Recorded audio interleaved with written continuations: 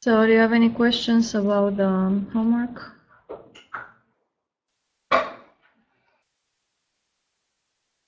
No.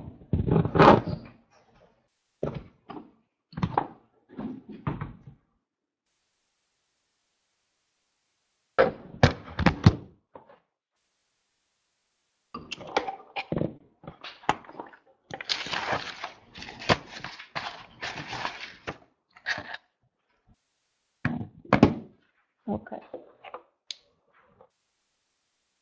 So we're still in section 1.3. The last topic in this section is about having a collection of subspaces and deciding whether the intersection or the union has the same properties. Like, for instance, if you have a collection of subspaces and you take the intersection of all of them, will the resulting set be still a subspace? And that's what this theorem actually confirms, that any intersection of subspaces is also a subspace. And then we'll look into the union and see what happens. So let's go ahead and prove this.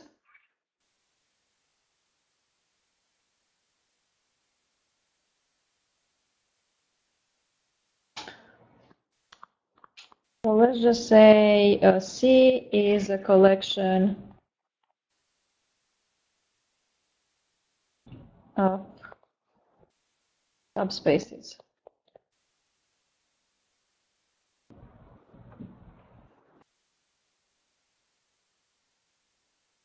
Okay, and let W be the intersection of all those subspaces in C.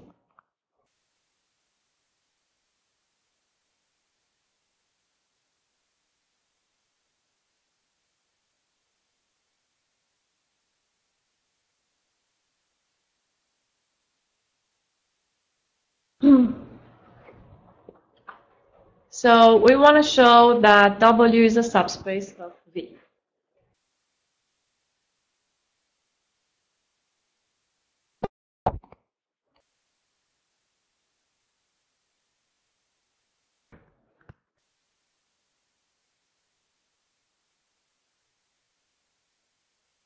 Now, first of all, to be a subspace, it has to be a subset of V. And it clearly is a subset because it is the intersection of a bunch of subsets of V, right? Therefore, it has to remain a subset. Now, to be a subspace, what properties does it need to have? So what does it mean to be a subspace?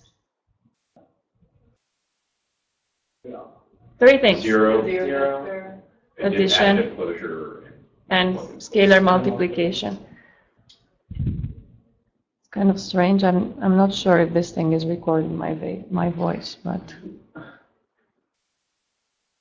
we'll see in the recording afterwards. Okay, so 1. The zero vector that V has, right, should be an element of W. Why is that true?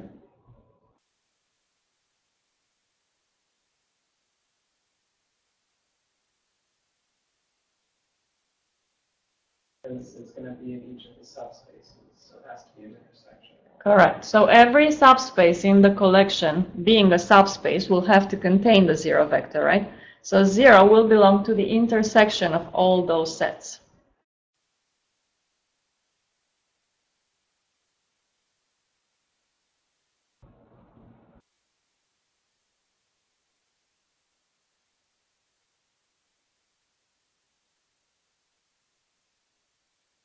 Okay. Second property, W has to be closed under addition. So let X and Y be two vectors in W. We need to show that the sum is also an element of W.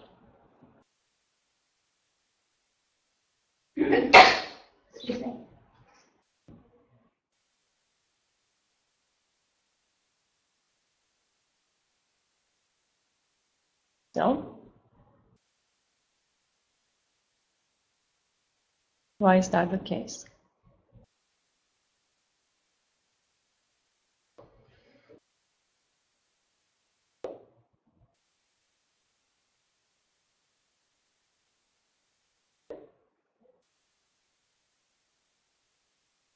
So W, what was the W? It was the intersection of all those, right?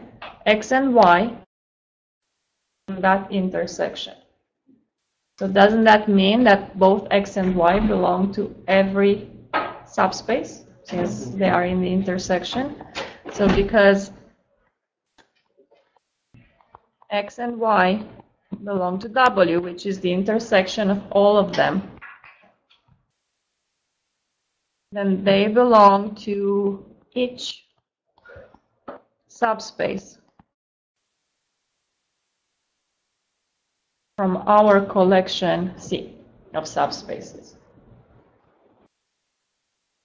Right? So there's sum then, because each of them is a subspace, each of them is closed under addition, right? So the sum X plus Y belongs to each subspace.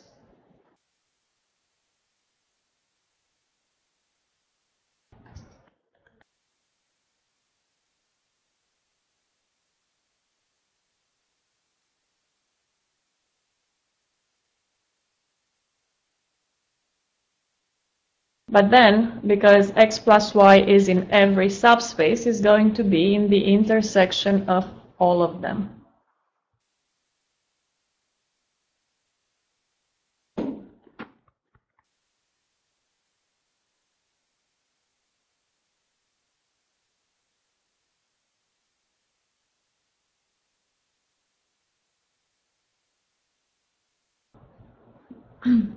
Okay?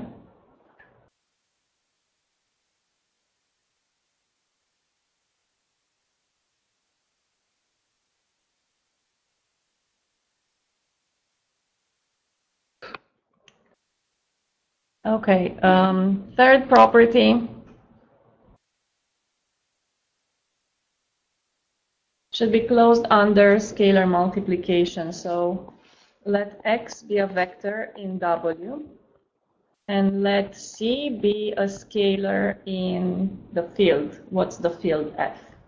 Well, I don't know, but V was a vector space over a certain field F, right? That's the field that I'm talking about here. I want to show that C times X is also an element of W.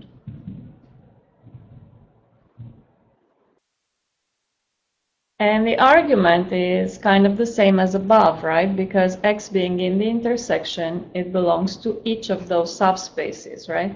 They are subspaces, so they are closed under scalar multiplication, each of them. Therefore, C times X belongs to every one of those, so it belongs to the intersection. So, since X belongs to W, then X belongs to each subspace in the collection. So C times X belongs to each subspace.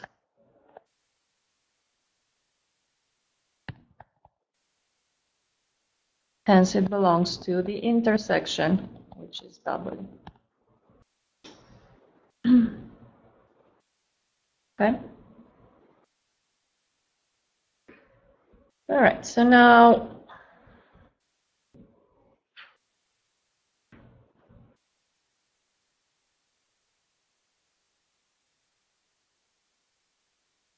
I don't know, this is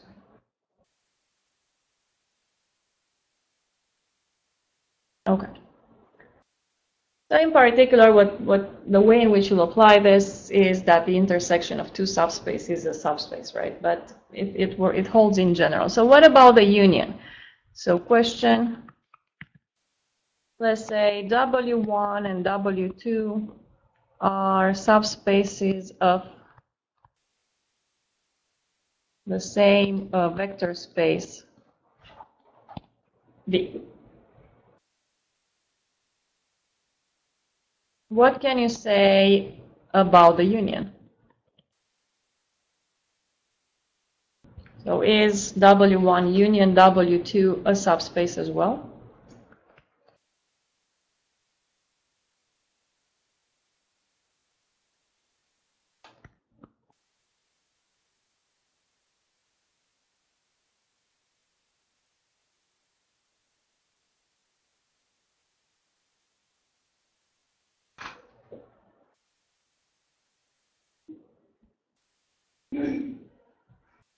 If there's something from W1 and something from W2 that when you add them together, it falls outside the set. Mm-hmm. Correct. So that's where the problem is, because if you go through the three properties, if you go with the zero vector first, well, zero is in both W1 and W2, so zero belongs to the union, right? That's fine. But then being closed under addition might have the problem exactly as you presented it, because if you choose a vector x in the first one and the vector y in the second, you have no idea how to add them, right? So the answer is no, or not in general, let's say.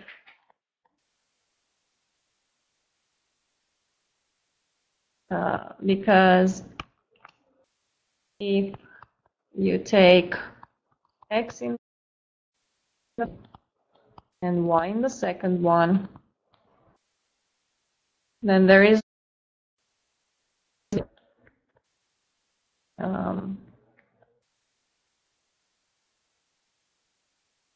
the sum of the two vectors, right? You don't know anymore if that would belong to the union or not in general, but then when? So can you see a situation when this would still hold?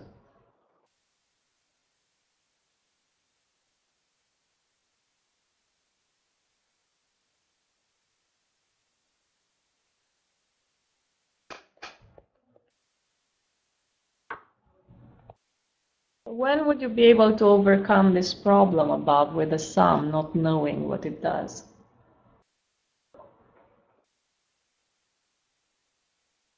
The union is the same as the intersection. Right, right. So if you have some control over W1 and W2 over the union, but when is the union the same as the intersection? Well, what if one of them is a subset of the other, right? Then you can control the union. The intersection would be the smaller one. The union is the biggest. It's actually an if and only if kind of thing, and you're going to look at this in the homework. So it's going to hold if and only if one of them is a subset of the other. Without loss of generality, I'll say this. The first one is a subset of the second one. And I'll put homework here. Okay. All right, so having two subspaces, we know for sure that the intersection will always be a subspace. There is another subspace associated to two given subspaces, and that is the direct sum that will show up later on in the course and in many exercises actually. So it begins with this definition here on top. So the first one is just the sum of two sets in general. So if you have two sets S1 and S2, they don't have to be subspaces or anything. Then you define the sum of sets plus y, where x is in the first set and y is in the second set. Okay, so you define the sum of two sets in the most natural way possible, if you want. So now we're going to do this kind of, we're going to apply this to two subspaces, W1 and W2. Okay. So we're going to look at W1 plus W2, and if it happens that W1 plus W2 gives you the entire vector space V, and at the same time W1 and W2 are disjoint, then we're going to say that V is a direct sum of W1 and W2.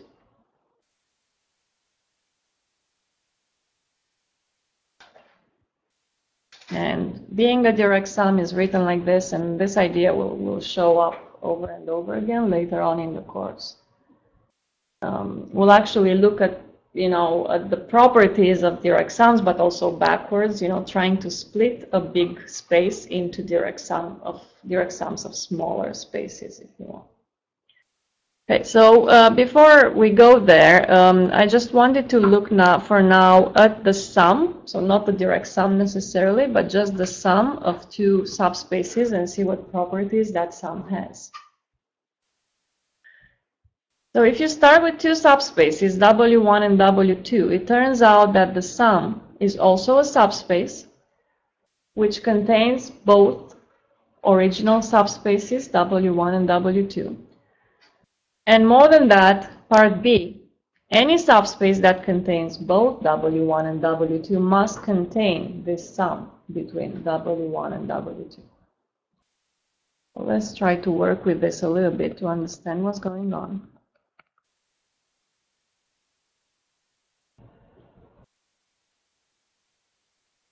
So let me rewrite just to make sure it's clear what this thing represents. Let's rewrite this. W1 plus W2. But according to this first definition above, the one with S1 and S2, is defined to be the set of vectors of the form x plus y with the property that x belongs to the first subspace, W1, and y belongs to the second subspace, W2.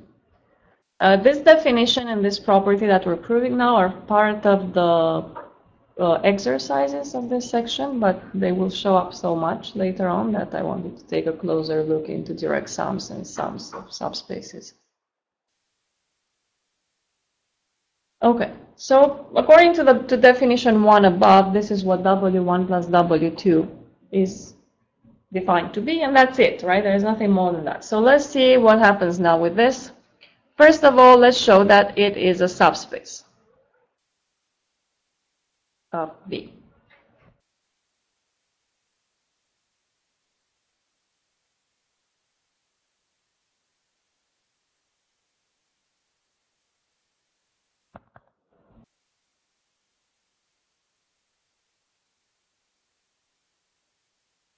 So the three things again, right? We need to show that 0 is in there, that is closed under addition, and that is closed under scalar multiplication. So first property, 0 as a vector should be in this set. Oh, by the way, I hope it's clear that this set is indeed a subset of V, right? Everything happens inside V. V is closed under addition. If I decide to add vectors from V, I still land within V, right? So I added the two subspaces, but I'm still within my big vector space. All right, so property 1, 0 vectors should be in there. So why is it?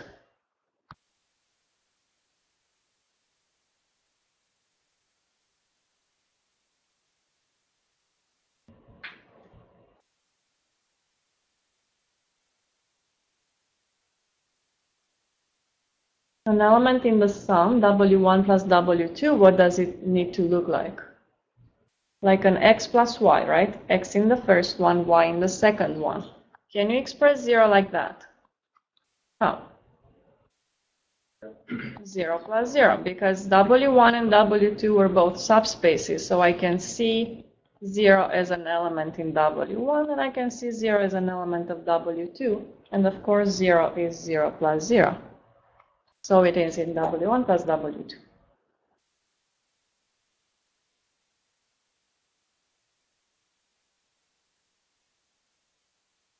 All right, now I want W1 plus W2 to be closed under vector addition. So I'll take two vectors in there. Let me call them Z1, Z2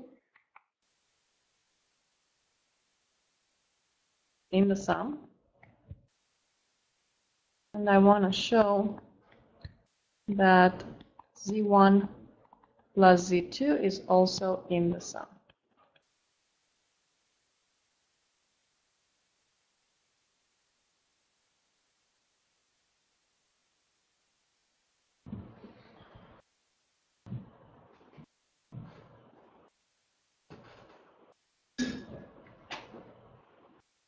So what does it mean that Z1 and Z2 are in the sum? That each of them has to look like an X plus an Y, right? x and belonging to the first, respectively the second subspace. So Z1 is x1 plus y1, and Z2 is x2 plus y2 for some x1, x2 in the first subspace, y1, y2 in the second subspace.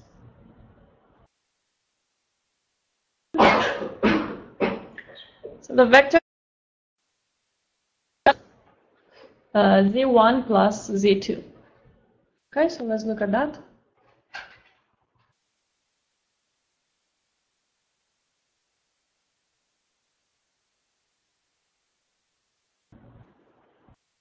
What's Z1 plus Z2? Well, it's x1 plus y1 plus x2 plus y2.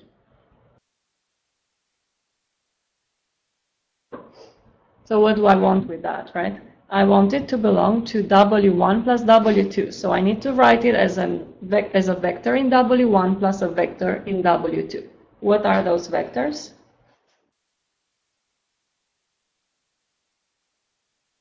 Addition is commutative, right? I'm allowed to move things around however I want in a vector space.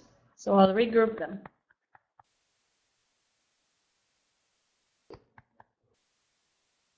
Like this.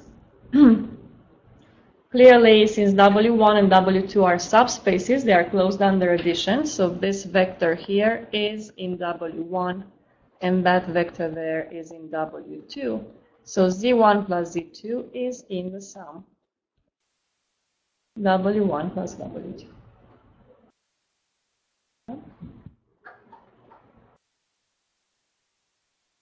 Property 3. W1 plus W2 needs to be closed under scalar multiplication. So let Z be a vector in W1 plus W2. Let C be a scalar in the field.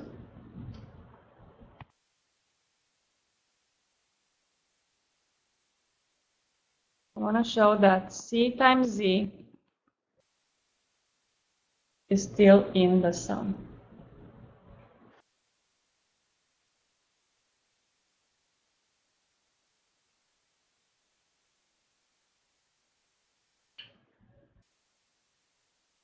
Okay. So I'll take this Z, which is in W1, W2, W1 plus W2, and rewrite it as x plus 1 for some x in W1, y in W2.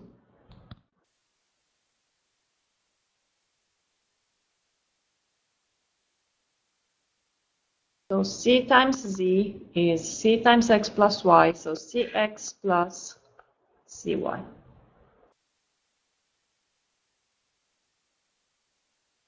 And that needs to be in W1 plus W2. And it is, right? Because W1, W2, they are closed under scalar multiplication. So this vector here is in W1. And this one here is in W2. Okay? All right, so W1 plus W2 is a subspace, but, so that's the first part, right? But more than that, it needs to contain both W1 and W2. So W1 and W2 have to be subsets or subspaces of this sum. So why is that the case?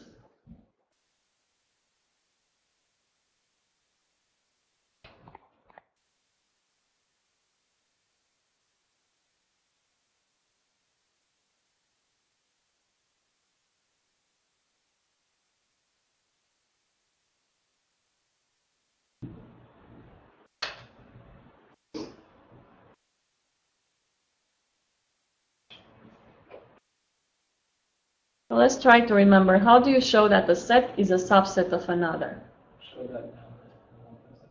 Pick an arbitrary element in the one on the left and show that it belongs to the set on the right. So let's look at this first one here. The second one will be identical. So if I start with an X in the set on the left, which is W1, how can you make X look like an element in W1 plus W2? Right, to look like something in the right. 0 something. 0. So X is the same as X plus 0, the 0 vector. And now it looks like a sum. First entry in W1 and second entry was 0, but I can regard that as a vector in W2. So now it belongs to W1 plus W2. Right, so we started with something in the left, show that it belongs to the right, and similarly the second inclusion will go in the same way with 0 plus 1 instead. Okay, so we showed that the sum is a subspace that contains both. Let's move to part B. Part B says that more than that, if you have a subspace of V that contains both W1 and W2, that subspace must contain the sum as well. So in other words, that would mean that W1 plus W2 is the smallest subspace of V that contains both. There is nothing else in between. So part B, let, I don't know, U be a subspace of V such that U contains both W1 and W2. We want to show that U also contains the sum, W1 plus W2.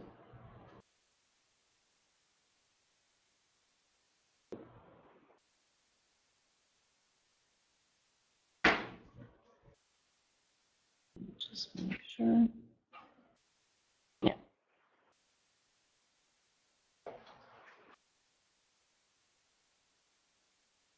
So same story, right? I want to show that a set is a subset of another, so I start with an element of the set on the left. I want to show that it belongs to the set on the right.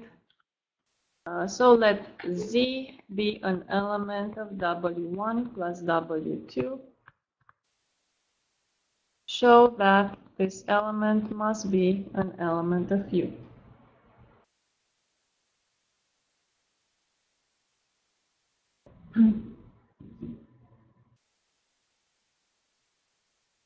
Okay. So Z was in W1 plus W2, so it must look like this.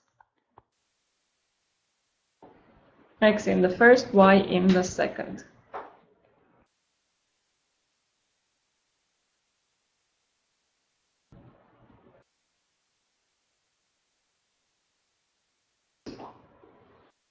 And this sum should be an element of U.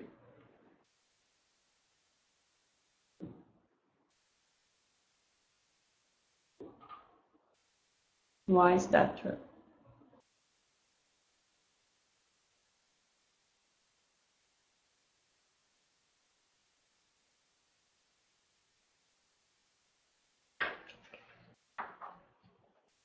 It's closed under. You mean U? U is closed under addition, correct. And X and Y, they are both elements of U in particular because U contains both W1 and W2. So W1 was a subset of U, W2 was a subset of U. So X and Y were both in U, therefore the sum is in U.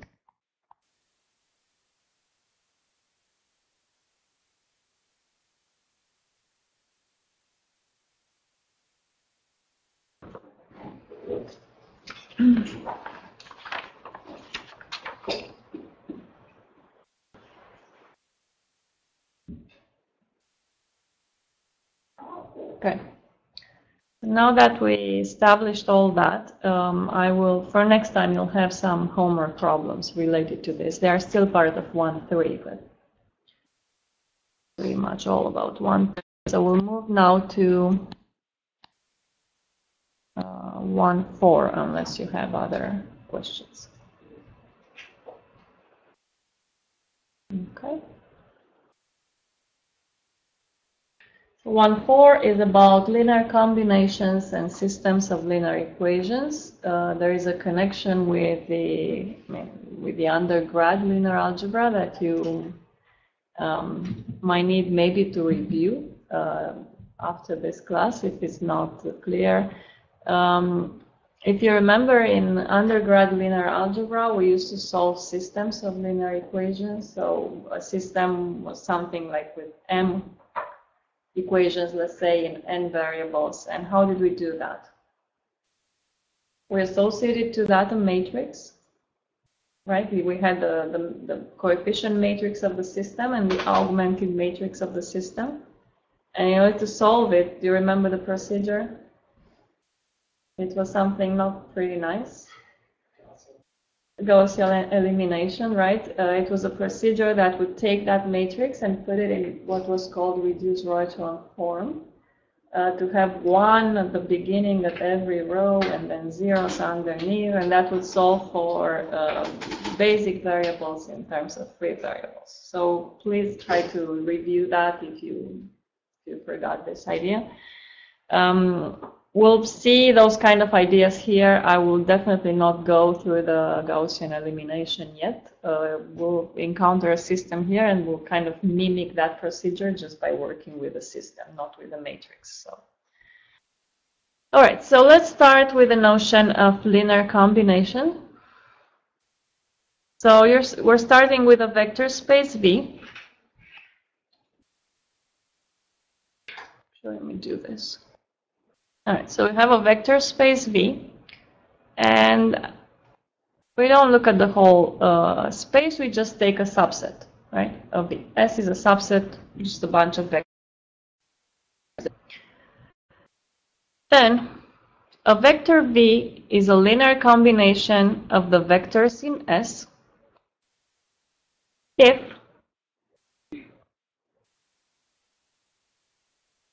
V can be written like this. A1U1 plus A2U2 plus ANUN.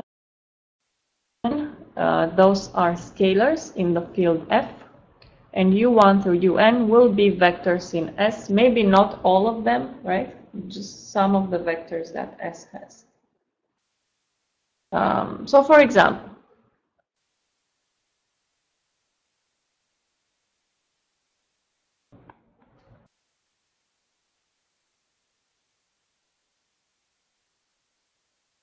in R3, let's say,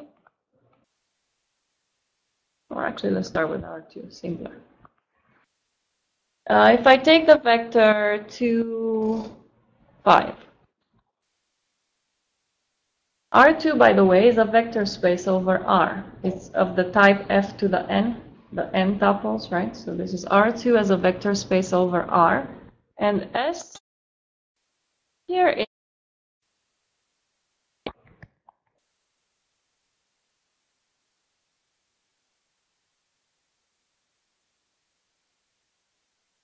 just, collected some vectors from R2.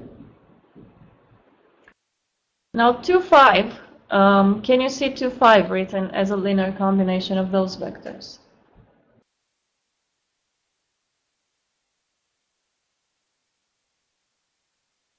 The key is that you don't need all of them, right? As long as you use some of them, you're fine. And the nicest vectors that you can see in Rn are the ones with a 1 in a certain position and 0 everywhere else. Because 2, 5 can be written like this.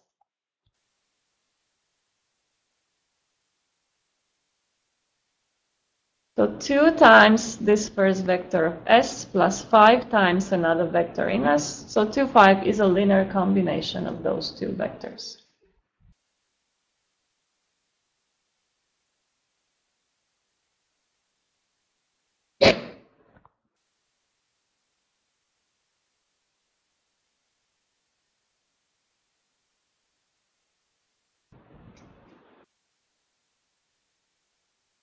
Now, the set S was pretty nice and easy, right?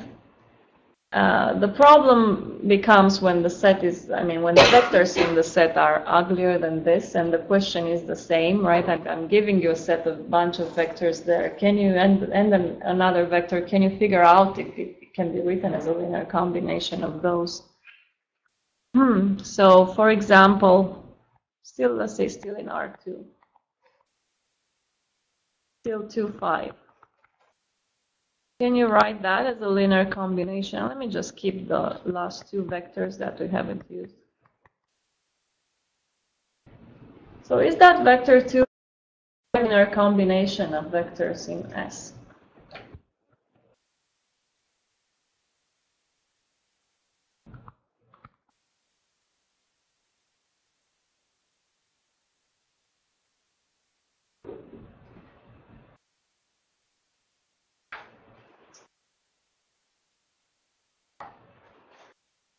And what is that linear combination, right, if your answer is yes? And just to convince you first that the answer has to be yes, we can look at this a little bit geometrically if you want. The vectors 2, 3 and 3, 2 in R2. Think about R2 as the plane, right? 2, 3 and 3, 2, those are not parallel vectors, right? To be parallel, remember, one of them has to be a scalar multiple of the other. They are not parallel. So if they are not parallel, they are going to generate everything. You remember this kind of idea from linear algebra? If they generate everything, then any vector should be written in terms of them somehow. So in fact, in R2, any two non-parallel vectors will generate everything. So in R2, the situation is pretty easy. So, okay, so just geometrically speaking, I kind of guess that the answer is yes, but how do I actually find the numbers, right? And the numbers, you kind of force them in.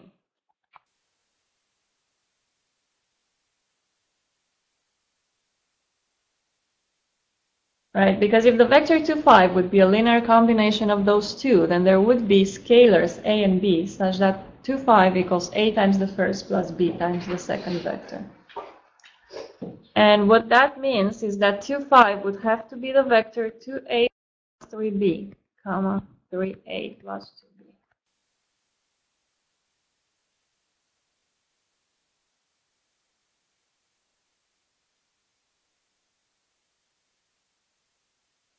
But then that would mean that 2a plus 3b is 2. And 3a plus 2b is 5, right? And here we are having to solve systems of linear equations, right?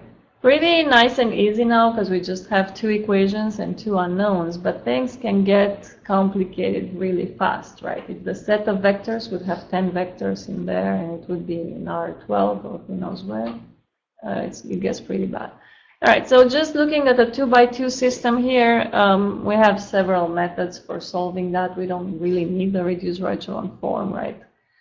So you can do things like, I don't know, multiply, solve for one of the variables, right? Substitution, elimination, multiply one equation by a scalar, and whatever you want to do, right? So what do you want to do? Multiply the top by 2. Subtract.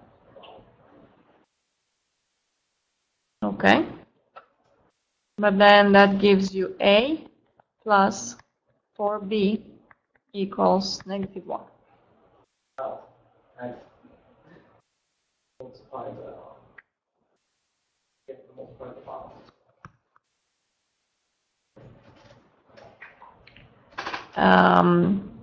So multiply the top by 2, the bottom by 3 would get rid of the variable b, right, when you subtract them. So you get 4a minus 9a equals 4 minus 15.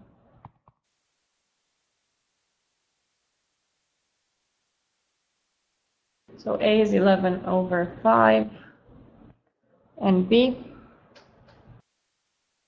well, 3b is 2 minus 2a.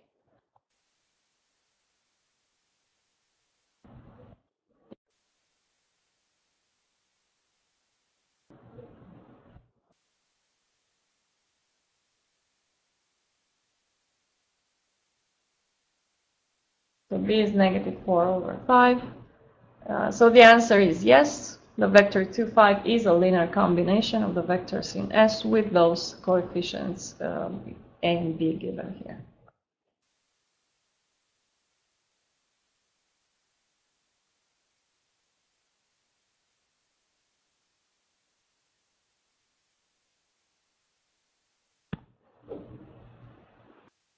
Okay. So that was example 2. Example 3.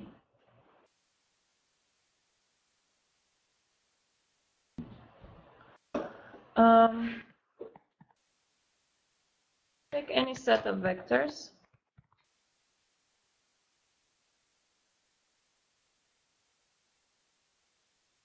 In a space, in a vector space V. And the zero vector of V is a linear combination of the vectors in S.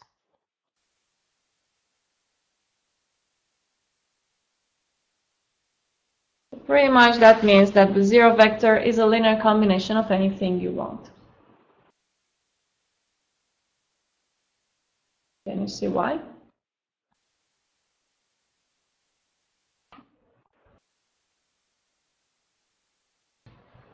How do you write the zero vector as a linear combination of anything other than zero scalar for every vector? So the simplest way possible, right?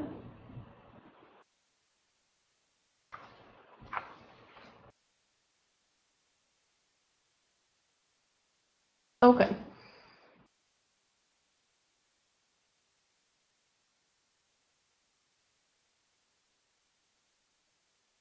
We looked at an example of linear combinations in R2. And I think I need to show you an example in R3, what I was talking about, more complicated systems, maybe just to remind you how we went about solving those kind of things, again, without the reduced-Rachman form, but we'll try to go through the, if you remember, there were some allowable operations that you can do with a system or with a matrix, the coefficient matrix. You were allowed to do a couple things. You were allowed to interchange two rows without changing the solution of the system. You are allowed to add a multiple of a row to another row. Again, that will not change. So do you want to go through a more complicated system to remember how that works, or you would rather read it from the book? You want to do it? Okay. Okay, let's do this. Example 4 is the vector -2, 7, -3. So I'm not going too far away, just R3. -2, 7, -3. A linear combination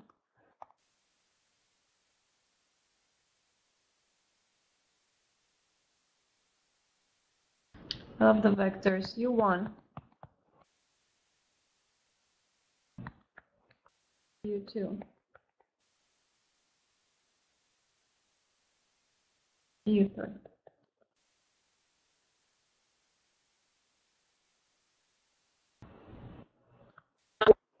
And U4.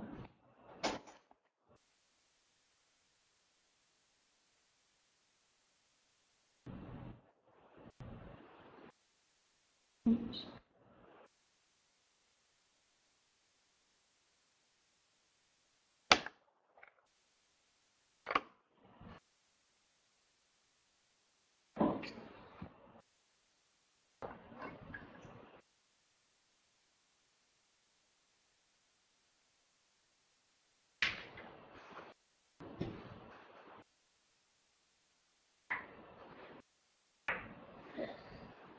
Okay. So what do? Same idea as before, right? I don't know if it's a linear combination anymore or not, so I will just set it up as a linear combination and go from there. So let -2, 7, -3 be equal to A1 U1 plus A2 U2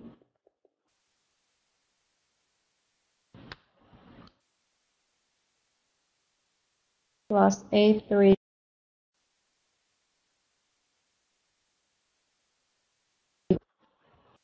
plus A4 U4.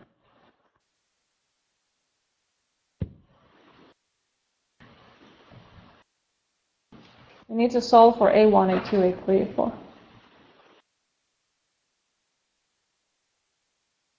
All right, so what is the system that we get?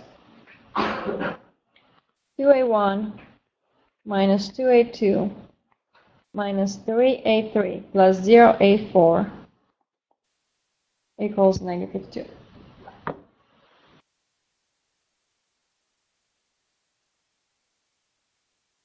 A1 minus 3A2 minus 2A3 plus 5A4 equals 7. And A1 minus A2 minus 2A3 minus A4 equals -3. All right, 3 equations, 4 unknowns.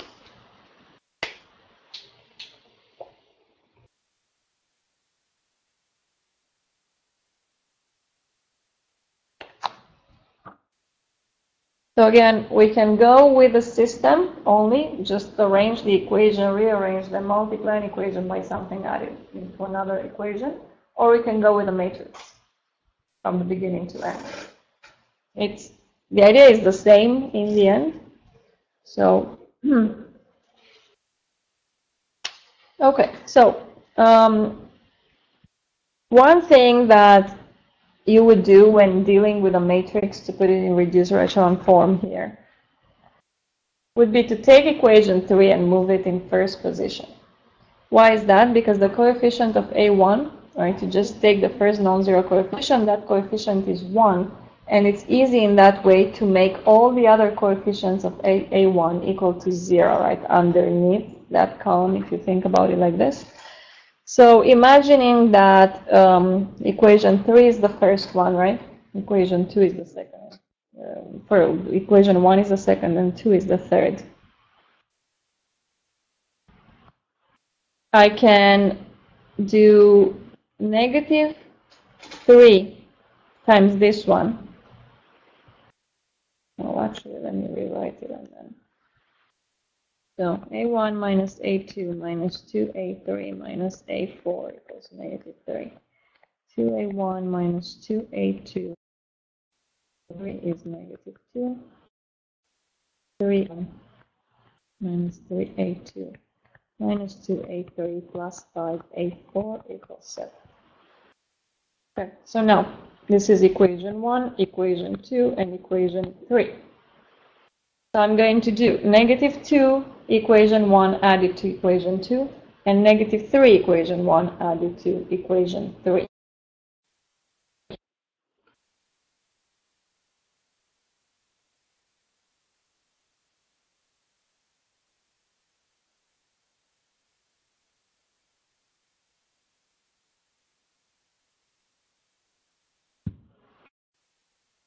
Change the solutions of the system, and that is something that has been done in undergrad linear algebra. Of course, it hasn't been proved in undergrad linear algebra. We will prove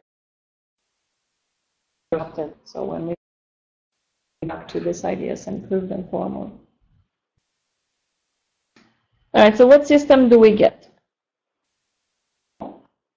Equation 1 stays unchanged.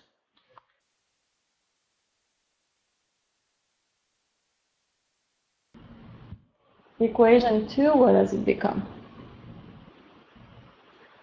So A1 disappears, right? A2 disappears. You're left with an A3 plus 2a4 equals 4, right? Negative 2 times negative 3 minus 2 gives you. Equation 1 added to equation 3. A1 and A2 disappear. 4A3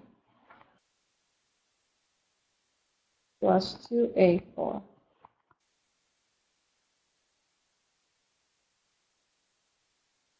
A4? No. It's negative 3, so 3 plus 5, 8. 4A3 plus 8A4 equals 60.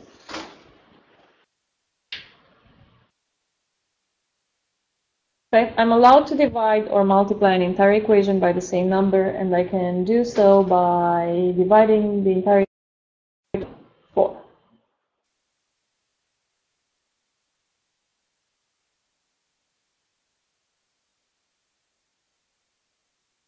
And that will give me A3 plus 2A4 equals 4, right? So the same as equation 2.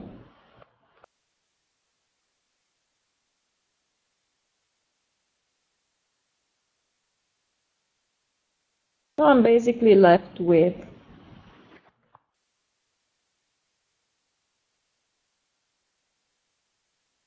two equations.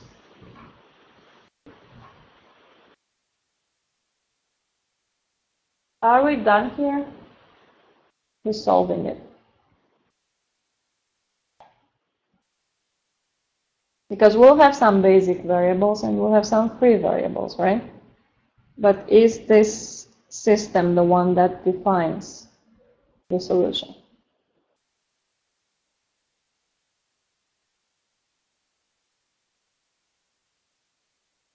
Well, what we've done so far is what we call the forward step in the Gaussian. There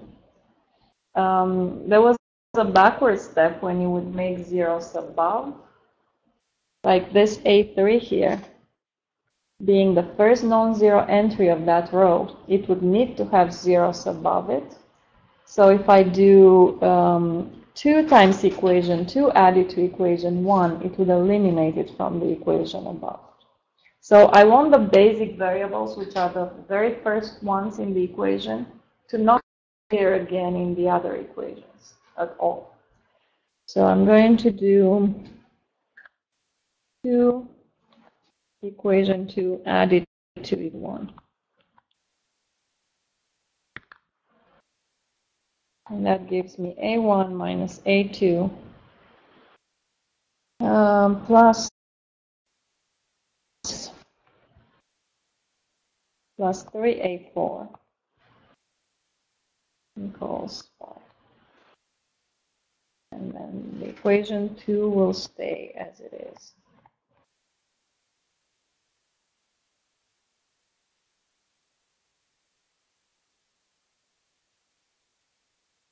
Right, so now all of those properties are met. So I have 2 basic variables, the very first ones in the 2 equations. Everything else is free variable, right? The ones that are allowed to take any value that you want. When we solve now,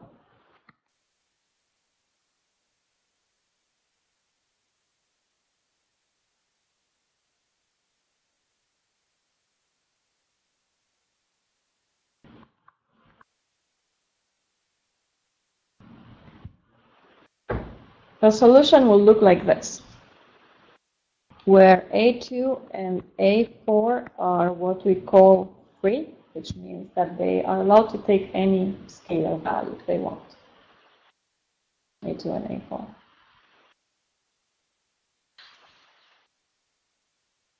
So how does this answer our original question? What is the answer to the original question? That was the question. Is that vector a linear combination?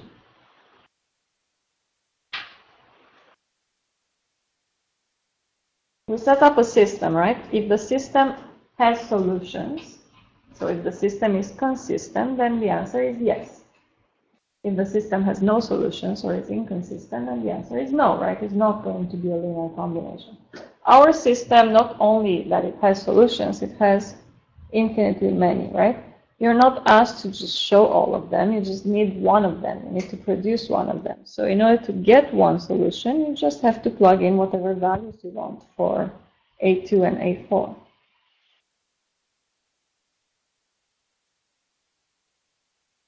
Simplest thing that I can do is to set them both equal to 0, but you can set them to whatever you want.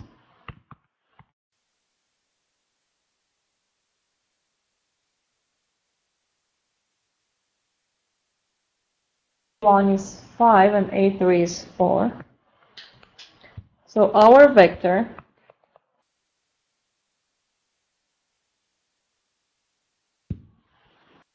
was A1 times the first vector, so 5 times U1, so 2, 3, 1.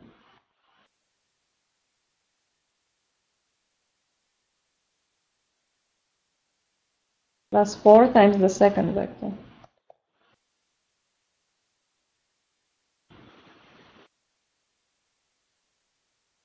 Okay.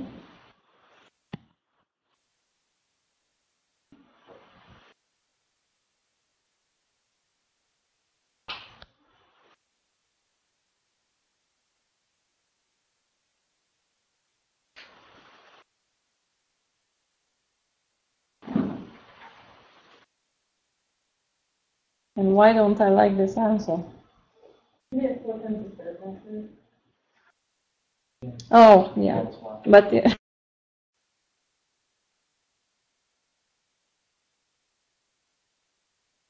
Five, but then I'm using 8. And the third was which one? -3, -2, and -2, and this holds hopefully. Yeah. Okay. But then it should hold with any other choice that you make, right? So if A2 and A4, let's say, would both be 1, A1 and A3 would have other values, and when you would set everything up again, it should still hold. So. Yeah. Okay. So a question related to combinations could look like this in the book. So vectors, something that you're used to seeing. We've seen this in undergrad linear algebra as well, but it could also look like, like the setting could be in a completely different vector space. It could be the vector space of matrices.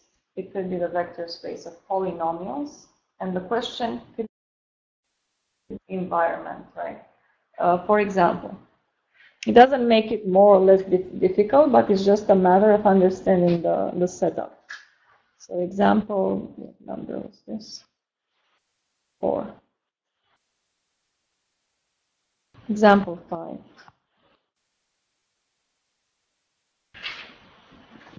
The vector space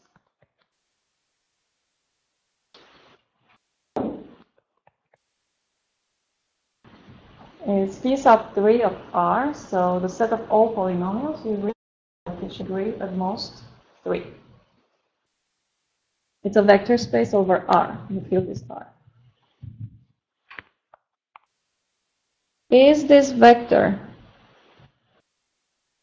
now the vectors now are polynomials, right? So this is a vector in V.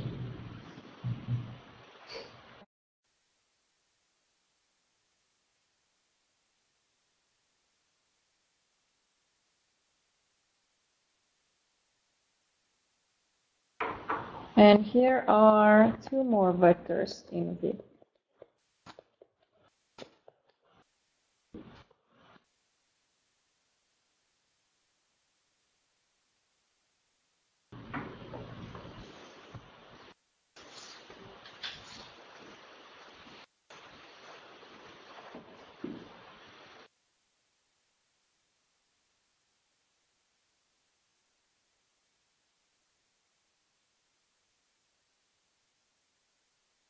Or again, it could be about matrices. So you're given a matrix and you're asked to determine whether that matrix is a linear combination of a given set of matrices.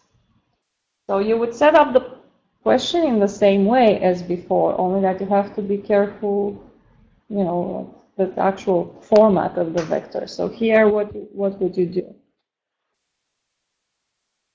So I would take the vector that is given, which is this. To be a linear combination, it would mean it has to be A times the first plus B times. As long as those two A and B exist, you're done. All right?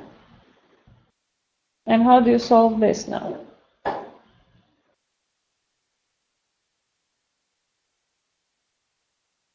When are two polynomials equal?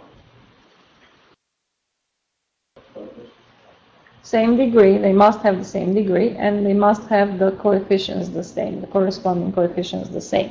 So degree 3 has to be, right? Coefficient of x cubed on the left is 1, on the right is a plus b. Coefficient of x squared on the left, negative 8, on the right, negative 2a minus 2b. Coefficient of x on the left is 4, on the right, no. I was wrong here with x squared. There was no x squared in the third polynomial there, right? Coefficient of x squared on the left is negative 8, on the right is negative 2a. Coefficient of x is 4 on the left and 3a minus 2b on the right. And free coefficient is 0 on the left, negative a plus 3b on the right.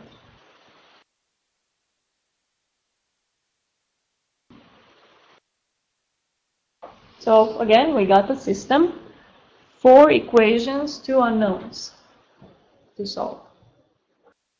The probability is higher to be inconsistent, right, when that happens, when you have more equations than variables. So out of this, A is 4, which according to the first equation means that B should be negative 3.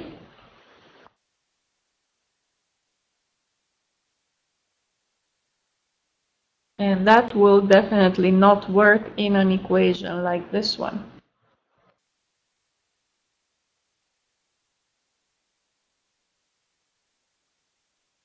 Right, negative a plus 3b will not be 0. So our system is inconsistent. It has no solution. Therefore, the answer is no. That vector is not a linear combination of the other two vectors.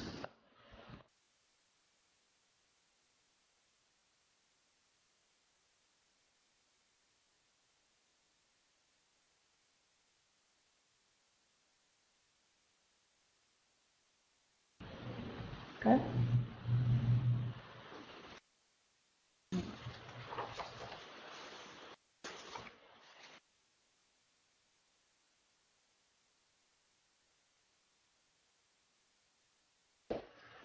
Okay, so still in same section.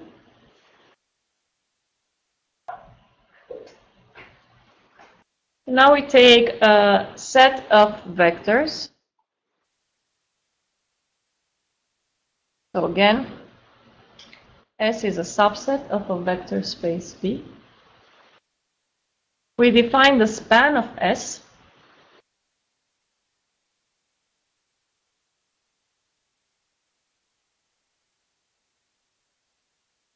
So let's say S is U1, U2, UN.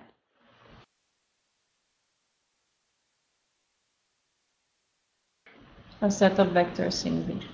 We define the span of S to be the set consisting of all possible linear combinations of vectors from S So an element in the span, an arbitrary element, will look like this.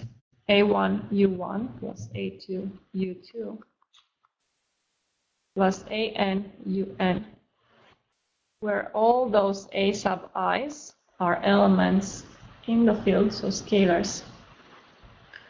And U sub i's are the vectors from S.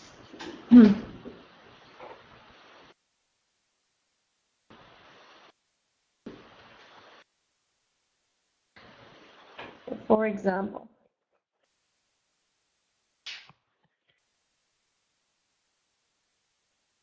R3, so three-dimensional, right, X, Y, Z.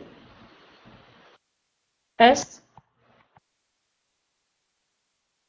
is this set.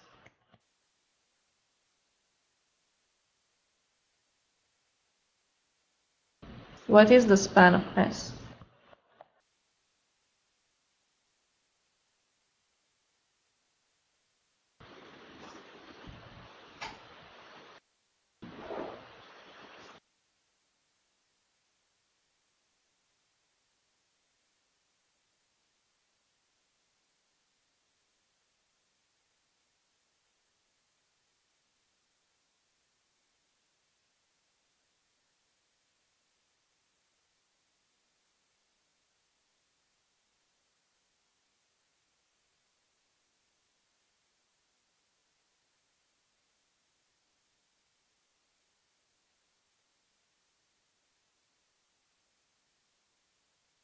Let's try to write down using the definition above.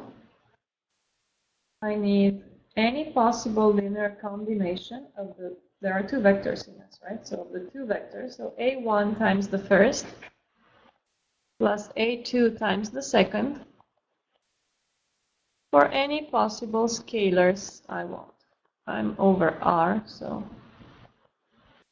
any two real scalars. So what does that give you? Well, it will give me a vector of the following type. Entry is 0, second entry is A1 and A2.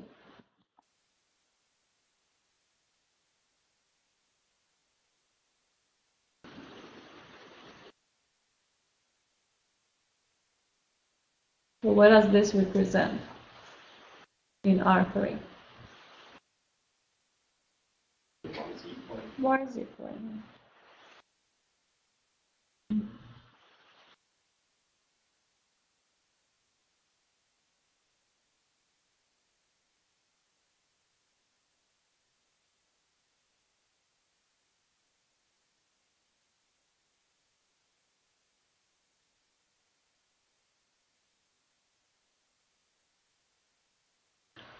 Okay, so what properties does this new set, right? Because given a set of vectors, you see like here, for instance, we had two vectors, right? Out of the span, what did we get? We get an infinite collection of vectors because you're allowed to, right, make all the possible linear combinations. There are infinitely many of them. So I get a very large set of the original vector space because everything happens in the original vector space there. But what properties does it have, this span? Well, it turns out that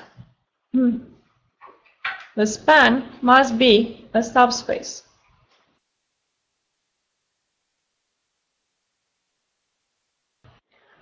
So the span of any set of vectors must be a subspace of V. And any subspace that contains S must also contain the span. So kind of the same idea as with the sum before.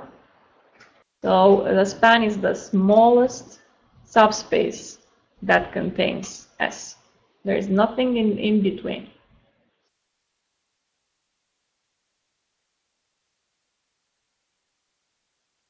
So let's start the proof at least. Show that span is a subspace.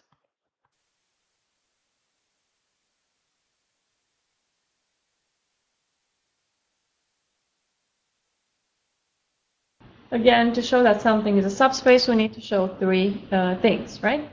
First property is 0 should be in there. So the 0 vector should be an element of the span of S. Why is that the case?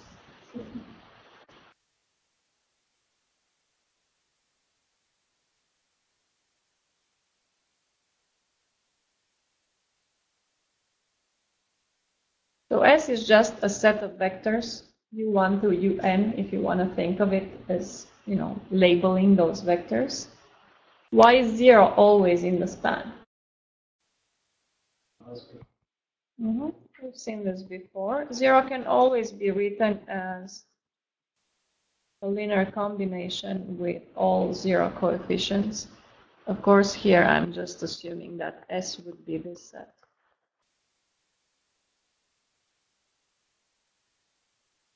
U1 through UN.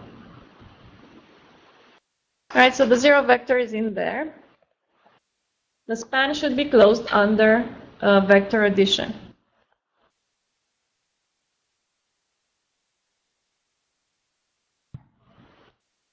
I'm starting with 2 vectors in the span, x and y, and I need to look at their sum, right, and show that it's still in the span.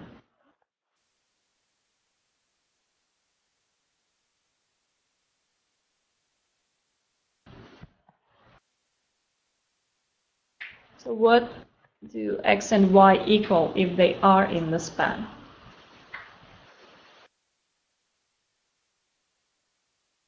What does being in the span mean?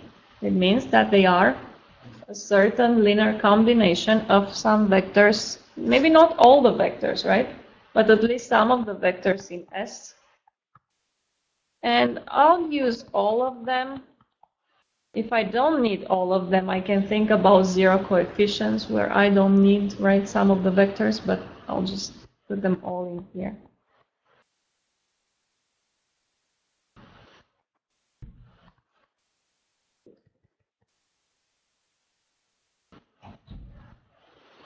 So maybe some of those coefficients are indeed 0. When you add them up, of course, x plus y will end up being a linear combination again of vectors in S, right? So it's still in the span. And third,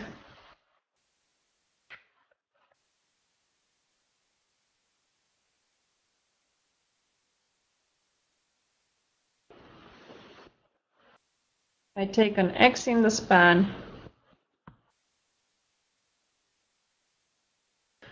and I multiply x by a scalar c. What happens? I multiply every element here, every entry of this sum by that scalar c.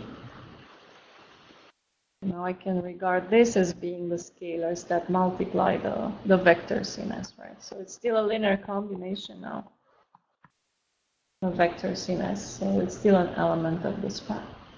Okay, I'll have to stop here for today, but we're not done with the proof of this theorem. We'll continue next time. Any questions?